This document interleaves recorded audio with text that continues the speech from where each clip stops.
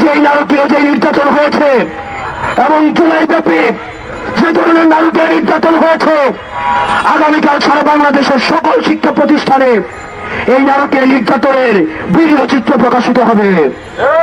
এই জুলাইকে আমরা বারবার মনে করিয়ে দিতে চাই এবং আমাদের আগামীকালের কর্মসূচি সারা বাংলাদেশের প্রত্যেকটা শিক্ষা প্রতিষ্ঠানে আমাদের যে জুলাইয়ের নারকীয় যে নির্যাতন নিপীড়ন এবং গতকালের এবং আজকেও কুয়েটে যে নির্যাতন নিপীড়ন চালানো হয়েছে, আবার আমরা দেখেছি হেলমেট বাহিনীর আগমন হয়েছে, রামদা বাহিনীর আগমন হয়েছে, তাদেরকে আবার জাতির সামনে প্রকাশ করা হবে।